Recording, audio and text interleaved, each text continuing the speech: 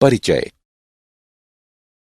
आज आरती और रचना बाजार गईं और फिर घर वापस आईं। आरती ने पंखे और बल्ब का स्विच ऑन किया। पंखा धीरे चल रहा था तो आरती ने पंखे के रेगुलेटर को तेज रफ्तार पर कर दिया। रचना ने आरती से पूछा, तुमने सिर्फ रेगुलेटर को घुमाया तो पंखे की रफ्तार कैसे बढ़ गई? ये कैसे काम करता है? आरती ने जवाब दिया कि पंखे का रेगुलेटर एक चर प्रतिरोधक की तरह काम करता है।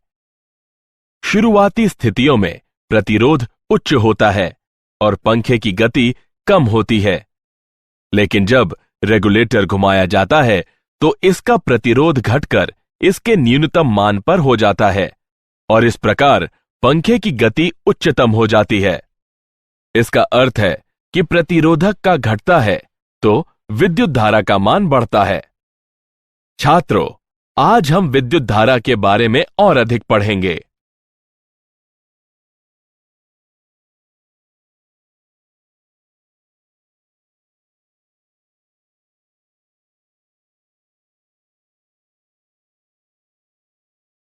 उद्देश्य।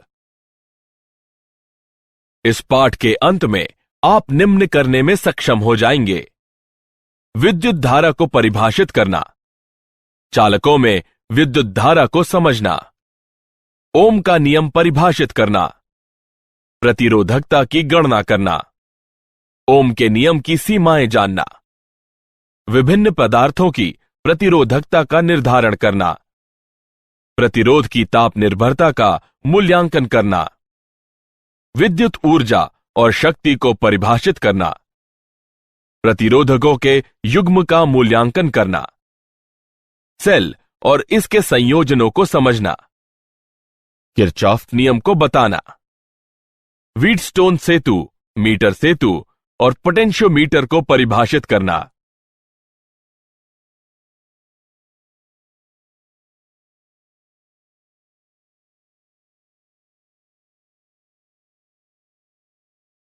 विद्युत धारा किसी पृष्ठीय क्षेत्रफल से एकांक समय में प्रवाहित होने वाले आवेश की दर को विद्युत धारा कहते हैं। मान लीजिए डेल्टा टी समय में कुल आवेश डेल्टा क्यू क्षेत्र से प्रवाहित होता है। औसत विद्युत धारा डेल्टा बटे डेल्टा होगी। यदि आवेश का प्रवाह स्थिर नहीं है तो तात्क्षणिक विद्युत धारा डी क्यू बटे dt होती है। धारा का SI मात्रक एम्पियर होता है। धारा का प्रवाह इलेक्ट्रॉन के प्रवाह के विपरीत दिशा में होता है। विद्युत धारा की दिशा धनात्मक आवेशों के प्रवाह की दिशा में ली जाती है।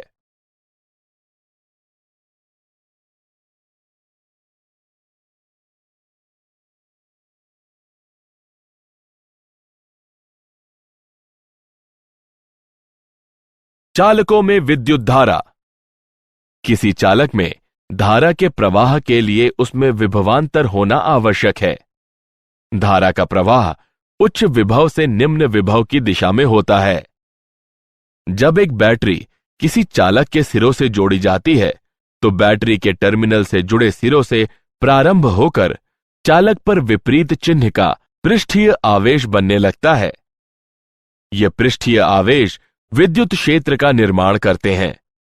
यह विद्युत क्षेत्र इलेक्ट्रॉन के विद्युत क्षेत्र के विपरीत दिशा में गति करने का कारण होता है।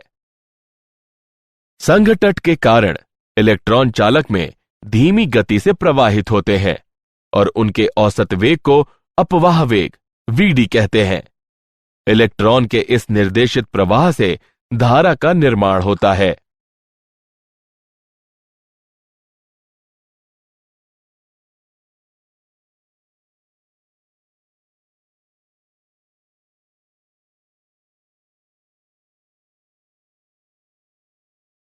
ओम का नियम। ओम के नियम के अनुसार किसी चालक धातु का विभवांतर उसमें प्रवाहित विद्युत धारा के अनुक्रमानुपाती होता है या V बराबर IR, जहां अनुपातिकता स्थिरांक R को चालक पदार्थ की प्रतिरोधकता कहते हैं। प्रतिरोधकता का SI मात्रक ओम होता है। कोई भी विद्युत यंत्र जो विद्युत धारा के प्रवाह का एक निश्चित मात्रा में प्रतिरोध करे तो उसे प्रतिरोधक कहते हैं। हम प्रतिरोध को इस चिन्ह द्वारा व्यक्त करते हैं। हम कल्पना करते हैं कि I लंबाई के एक तार में समरूप विद्युत क्षेत्र E और अनुप्रस्थ भाग का क्षेत्रफल A है। तार के सिरों के बीच विभवांतर दिया है V बराबर EI, लेकिन I बराबर A बटे रो L गुणन V, जहां रो पदार्थ की प्रतिरोधकता है। उपरोक्त समीकरण में I का मान रखिए, हमें प्रतिरोधकता का मान प्राप्त होता है जो कि रो L बटे A बराबर है। हम यह निष्कर्ष निकालते हैं कि किसी तार का प्रतिरोध उसकी लंबाई के समानुपाती और अनुप्रस्थ काट क्षेत्रफल के व्युक्त क्रमानुपाती होता है।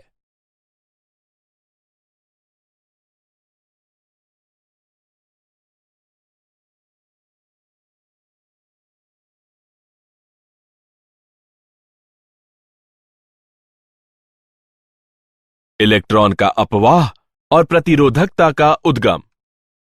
जब विद्युत क्षेत्र प्रयुक्त नहीं होता है तो इलेक्ट्रॉनों की यादृच्छिक तापीय वेग किसी भी दिशा में नेट धारा नहीं उत्पन्न करते। जब विद्युत क्षेत्र प्रयुक्त होता है तो प्रत्येक इलेक्ट्रॉन विद्युत क्षेत्र की दिशा के विपरीत त्वरण महसूस करता है। A बराबर ऋण E बटे M। एक काल अंतराल डेल्टा T विद्युत क्षेत्र के कारण इलेक्ट्रॉन के वेग में परिवर्तन E त्वरण और काल अंतराल के गुणन के बराबर होता है। यदि टाउ संघटकों के बीच औसत समय है, इलेक्ट्रॉन का औसत अपवाह वेग त्वरण और टाउ के गुणन के बराबर होता है। मात्रा टाउ को विश्रांति काल कहते हैं। यह निकाय को संघटक द्वारा साम्य ताप की अवस्था में वापस आने में लगा समय की मात्रा के बराबर होता है। धारा घनत्व को निम्न प्रकार व्यक्त किया जाता है। J बराबर ऋण NeVd। उपरोक्त समीकरण में Vd का मान रखने पर हमें प्राप्त हुआ J बराबर Ne वर्ग टाउ बटे M गुणन E। अतः पदार्थ की चालकता है सिग्मा बराबर Ne वर्ग टाउ बटे M और पदार्थ की प्रतिरोधकता है रो बराबर M बटे N गुणन E वर्ग टाउ। गतिशीलता। किसी चालक पदार्थ में गतिशील आवेश वाहक की गतिशीलता प्रति विद्युत क्षेत्र अपवाह वेग के परिणाम के रूप में परिभाषित होता है। गतिशीलता म्यू बराबर Vd बटे E, जो कि E टाउ बटे M के बराबर होता है।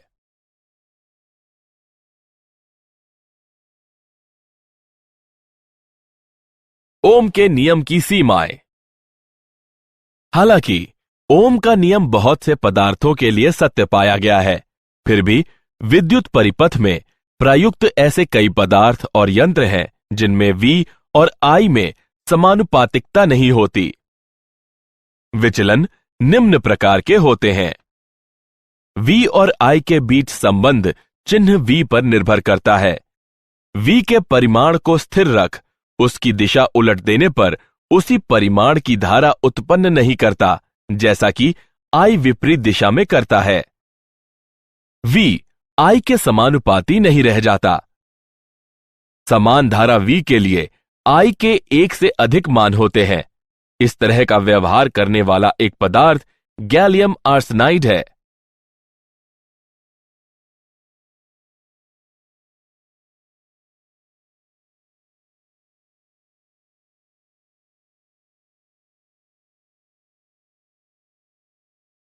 विभिन्न पदार्थों की प्रतिरोधकता। प्रतिरोधकता पदार्थों का नैसर्गिक गुण होता है। चालकों जैसे तांबा में निम्न प्रतिरोधकता होती है। अर्धचालक पदार्थों जैसे जर्मेनियम में प्रतिरोधकता चालक और कुचालक के बीच की होती है। विद्युतरोधी जैसे रबर में उच्च प्रतिरोधकता होती है। वर्ण कोड प्रतिरोधक की प्रतिरोधकता को दर्शाने के लिए वर्ण कोड की पद्धति का प्रयोग किया जाता है। प्रतिरोधक के चारों तरफ उनके विशेष महत्व वाली रंगों की एक पट्टी बिछा दी जाती है। आइए एक उदाहरण लें। दिए गए प्रतिरोधक के लिए पीला 4 को व्यक्त करता है, बैंगनी 7 को व्यक्त करता है, लाल 10 की घात 2 को व्यक्त करता है और सुनहरा 5% को व्यक्त करता है। उपरोक्त आंकड़ों को एकत्रित करने पर दिए गए प्रतिरोध की कुल प्रतिरोधकता 5% सहता मान के साथ 47 गुणन 10 की घात 2 होगी।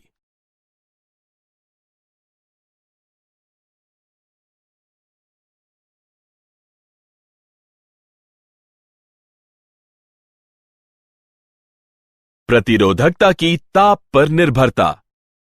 किसी पदार्थ की प्रतिरोधकता ताप पर निर्भर करती है।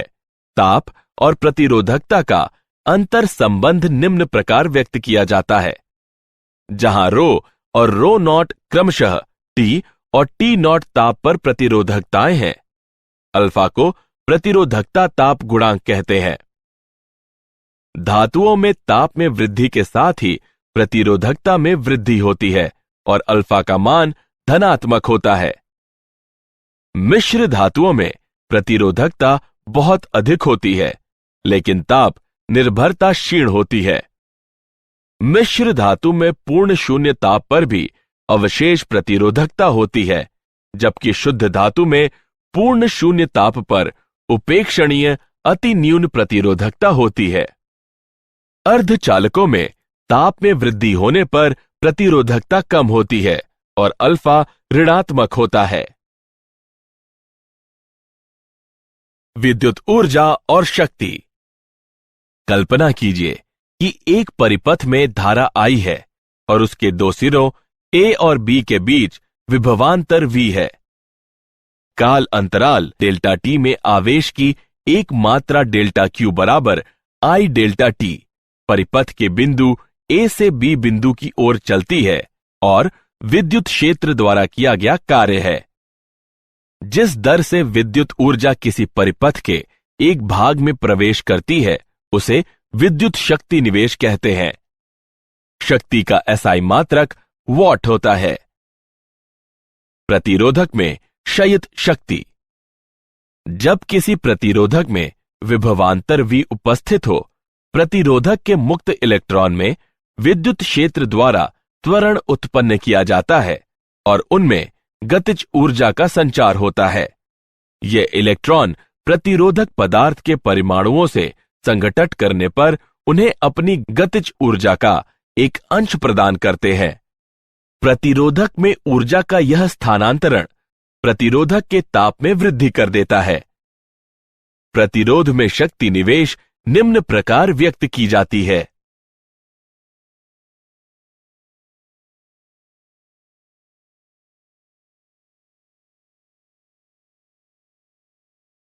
प्रतिरोधकों का संयोजन।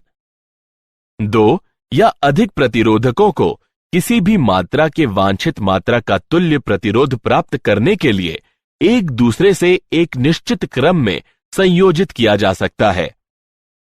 प्रतिरोधकों के संयोजन सा समतुल्य प्रतिरोध को एक ऐसा एकल प्रतिरोधक माना जाता है जो पूरे संयोजन के वोल्टेज और शेष परिपथ की धारा I में परिवर्तित किए बगैर संयोजन को प्रतिस्थापित कर देता है। प्रतिरोधकों के संयोजन के दो प्रकार हैं, श्रेणी संयोजन और पार्श्व संयोजन। श्रेणी में प्रतिरोध। प्रत्येक प्रतिरोधक में प्रवाहित धारा ही संयोजन में प्रवेश करने वाली धारा होती है। पूरी श्रेणी संयोजन का विभव पात सभी प्रतिरोधकों के विभव पातों के योग के बराबर होता है। श्रेणी में प्रतिरोधकों की किसी भी संख्या के लिए समतुल्य प्रतिरोधक सभी प्रतिरोधकों के योग के बराबर होता है। समतुल्य प्रतिरोध श्रेणी संयोजन के सबसे बड़े प्रतिरोध से बड़ा होता है। पार्श्व प्रतिरोध। प्रत्येक प्रतिरोधक में विभव पात समान होता है। संयोजन में प्रवेश करने वाली कुल धारा सभी प्रतिरोधकों की धारा के योग के बराबर होती है। पार्श्व में प्रतिरोधकों की किसी भी संख्या के लिए।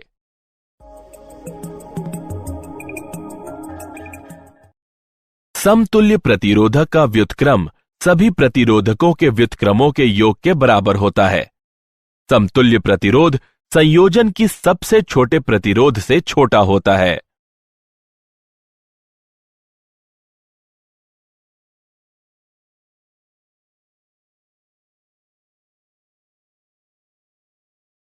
उदाहरण, आइए प्रतिरोधकों के संयोजन का एक उदाहरण लें।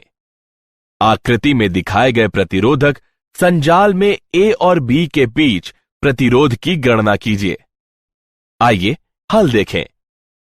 ए और बी के मध्य प्रतिरोध RAB की गणना के लिए हम आकृति में दिखाए गए एक समतुल्य संजाल का निर्माण करते हैं।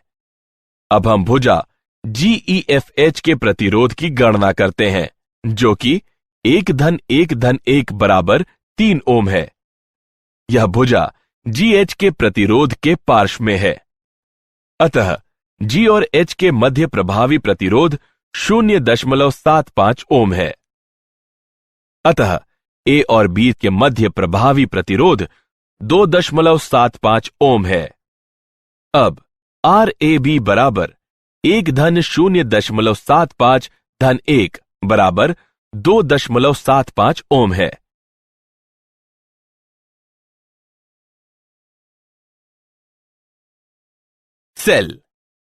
सेल किसी प्रतिरोधक में धारा के स्थायी प्रवाह के लिए संपूर्ण प्रतिरोधक में विभवांतर को बनाए रखता है। जब धारा प्रवाहित होती रहती है तो सेल के ऋणात्मक टर्मिनल पर धनात्मक आवेश एकत्रित होते रहते हैं। जब तक ये ऋणात्मक टर्मिनल के ये धनात्मक आवेश सेल के अंदर स्थित विद्युत अपघटय के माध्यम से धनात्मक टर्मिनल पर स्थानांतरित नहीं हो जाते, तब तक दोनों टर्मिनलों के बीच विभवांतर को स्थिर रखना संभव नहीं है। सेल के अंदर स्थित विद्युत अपघटय के माध्यम से एक टर्मिनल से दूसरे टर्मिनल तक आवेश के स्थानांतरण के लिए कार्य करने की आवश्यकता है, क्योंकि विद्युत अपघटनी विलयन आवेश की गति के खिलाफ प्रतिरोध उत्पन्न करता है। इसे सेल का आंतरिक प्रतिरोध कहते हैं। EMF सेल के अंदर निम्न विभव वाले टर्मिनल से उच्च विभव वाले टर्मिनल की तरफ आवेश की गति के लिए प्रति एकक आवेश में किए गए कार्य को विद्युत वाहक बल EMF कहते हैं। सेल का EMF होता है E बराबर I गुणे R प्लस R। यहां R बाह्य प्रतिरोध है, R आंतरिक प्रतिरोध है, I परिपथ में उपस्थित धारा है। एक आदर्श सेल में 0 आंतरिक प्रतिरोध होता है। परिपथ में प्रयुक्त वोल्टता सेल के EMF के बराबर होती है।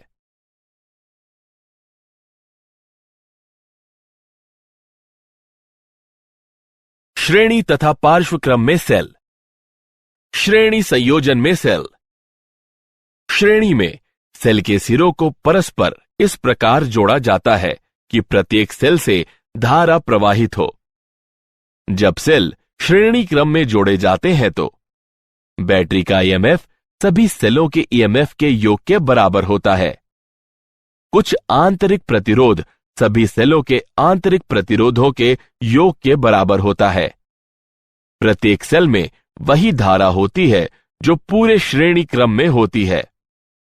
यदि N समरूप सेल प्रत्येक का EMF E और आंतरिक प्रतिरोध R है, एक श्रेणी में जोड़े गए हैं, तो परिपथ में प्रवाहित धारा होगी। पार्श्व क्रम में सेल संयोजन।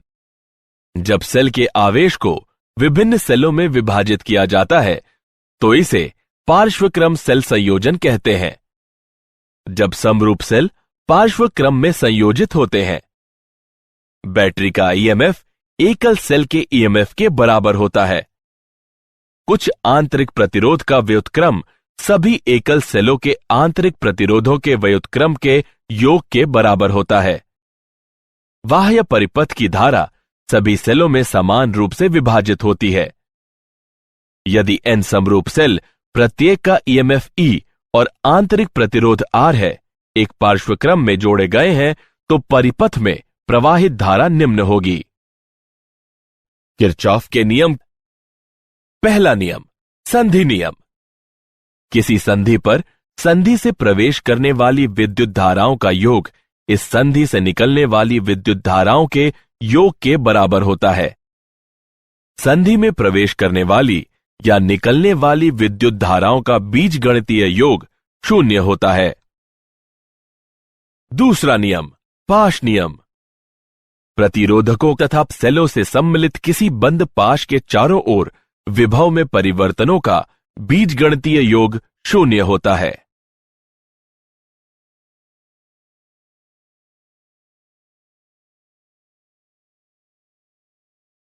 व्हीटस्टोन सेतु। व्हीटस्टोन सेतु एक यंत्र है जिसका प्रयोग अज्ञात प्रतिरोध के मापन के लिए किया जा सकता है। इसमें एक बैटरी, एक गैल्वेनोमीटर तथा 4 प्रतिरोधकों का नेटवर्क होता है। धारा I संधि A से प्रवेश करती है, जहां यह धारा I1 और I2 धारा में विभाजित हो जाती है। गैल्वेनोमीटर संधि C और D के मध्य सेतु का निर्माण करता है। प्रतिरोधों का मान व्यवस्थित करके गैल्वेनोमीटर में धारा का मान 0 कर दिया जाता है, जो 0 विक्षेप द्वारा इंगित होता है। इस स्थिति में सेतु को संतुलित कहते हैं। संतुलन सेतु के लिए शर्त है। व्हीटस्टोन सेतु उस स्थिति में सर्वाधिक संवेदनशील होता है जब प्रतिरोध R1 और R2 के परिमाण की कोटि समान हो।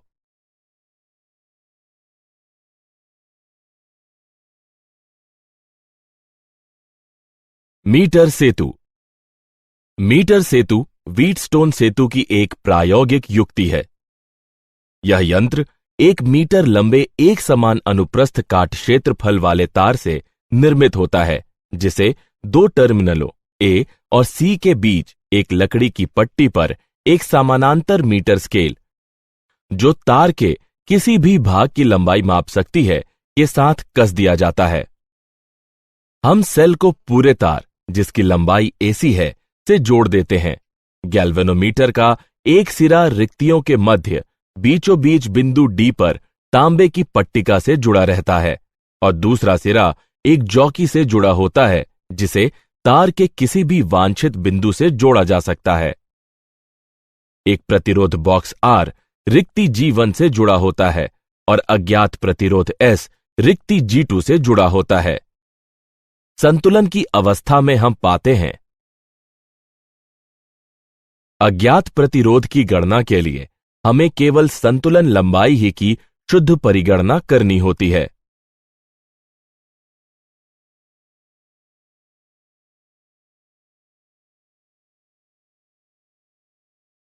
विभव मापी।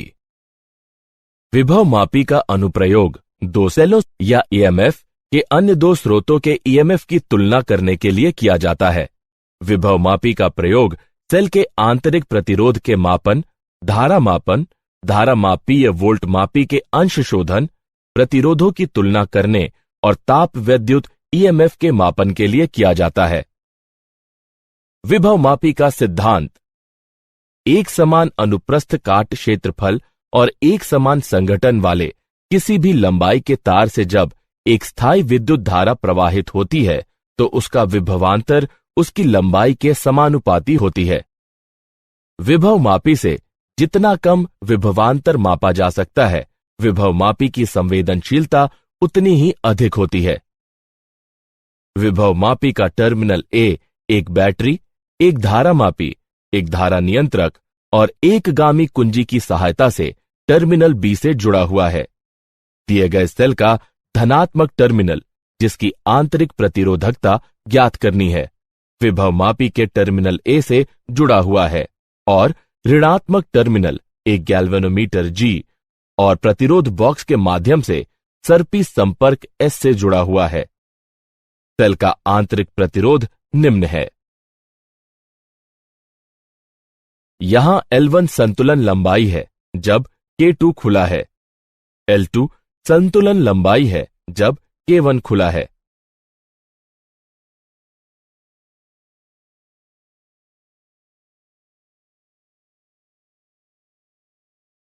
क्या आप जानते हैं, जॉर्ज साइमन ओम विद्युत धारा का विद्युत वाहक बल मापना चाहते थे। उन्होंने पाया कि कुछ चालक अन्य से बेहतर कार्य करते हैं और उन्होंने उनके अंतर का निर्धारण किया। उन्होंने कुछ समय तक ओम के नियम की घोषणा के लिए प्रतीक्षा की, क्योंकि उनके मित्रों को उनका सिद्धांत स्वीकार नहीं था। प्रतिरोध का मात्रक उन्हीं के नाम पर रखा गया है। तड़ित वायुमंडल में विद्युत का प्रक्षेपण होता है। तड़ित विद्युत करीब 2,10,000 किलोमीटर प्रति घंटा की दूरी तय कर सकती है और इसका ताप 30,000 डिग्री सेल्सियस तक पहुंच जाता है।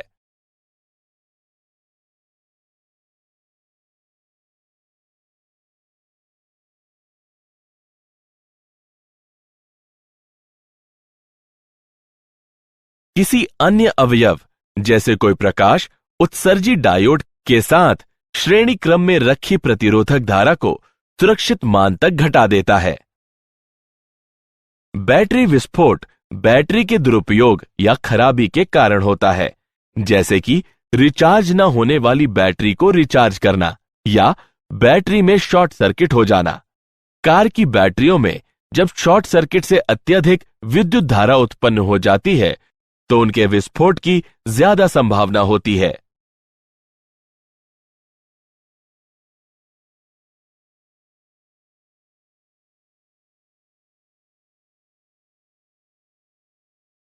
सारांश। आइए हमने जो कुछ सीखा है उसे संक्षेप में दोहराएं। किसी पृष्ठीय क्षेत्रफल से एकांक समय में प्रवाहित होने वाले आवेश की दर को विद्युत धारा कहते हैं। संघटन के कारण इलेक्ट्रॉन चालक में धीमी गति करते हैं और उनके औसत वेग को समवाह वेग कहते हैं। ओम का नियम बताता है कि किसी चालक पदार्थ का विभवांतर उससे प्रवाहित होने वाली धारा के अनुक्रमानुपाती होता है। किसी चालक पदार्थ में गतिशील आवेश वाहक की गतिशीलता प्रति एकांक विद्युत क्षेत्र में अपवाह वेग का परिमाण होती है। प्रतिरोधकों के संयोजन से समतुल्य प्रतिरोध को एक ऐसा एकल प्रतिरोध माना जाता है जो पूरे संयोजन के वोल्टेज और शेष परिपथ की धारा में परिवर्तित किए बगैर संयोजन को प्रतिस्थापित कर देता है।